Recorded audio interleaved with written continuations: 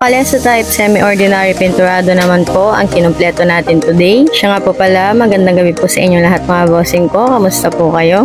Yes po, opo. Nandito na naman ang inyong lingkod para kwentuhan kayo.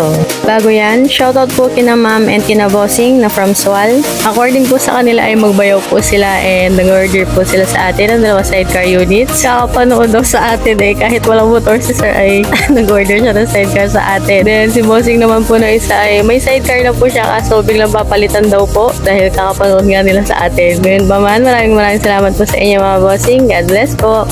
Ngayon naman sa sidecar unit po tayo na aking kinumpleto. Siyempre bago ang lahat, unahin po natin ang pagpipintura sa ilalim na part niya. Tulad po ng madalas kong sabihin, lahat po ng mga parts and frames ng ating mga sidecar units ay opo, nakapintura po lahat yan. Nang medyo matuyo na ay ibinaba na po natin ang ating sidecar and binaffing ko na siya. Medyo alalay lang na kaunti dahil iniiwasan po natin matamaan ng pintura. Dahil pag yan natamaan, yari tayo kay Kuya Ruel. Magre-repair siya na wala sa oras. Sunod naman po natin ay ang ating windshield. Nang mailagay na natin, syempre hindi pwedeng mawala dyan ang ating simple pero napakaangas na logo. May mga nagre-request sa sarili nating logo na binibining barako daw pero pinag-aaralan ko pa yan. Pinag-aaralan. Siyempre hindi naman po pwedeng rubber lang yan. Dapat lagyan din natin ng lock. All goods na ay sunod naman po natin nilagay ang ating mga accessories. Kahapon ko pa po nalinisan and naumpisahan ang mga accessories niyan. Kaya ngayon ay ilalagay na lang natin.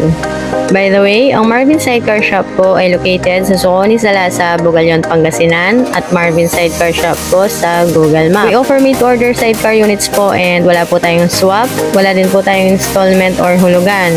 Pagdating naman po sa presyo ng ating mga sidecar units ay naiiba po yan depende sa gusto ng ating mga customers. Yes po, opo. Walang eksaktong presyo per unit pero depende na po yan sa request ng ating mga customers and pagpapakustomize po nila.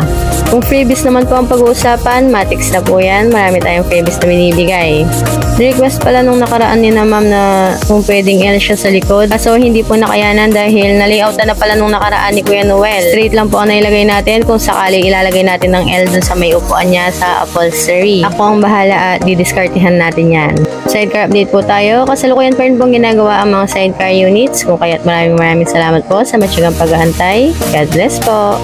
Paunawa po sa mga gusto magpagawa ng mga sidecar units, hindi po kami tumatanggap ng mga rush orders, yung tipong weeks lang or isang buwan lang ay makukuha ng unit. May mga schedule po tayo na binibigay at hanggat maaari ay sinisikap po nating matapos sila before the schedule. Siyempre, bilang pasalamat po sa matyagang pag-aantay ninyo ay sinisikap po nating lalong maging maganda ang kalalabasan ng inyong mga sidecar units. At yun na nga mga bossing ko, kung na-enjoy nyo po ang ganitong mga contents, mangyari lang po na i-follow ang ating page. At yan lang po muna sa ngayon. Salamat sa panonood.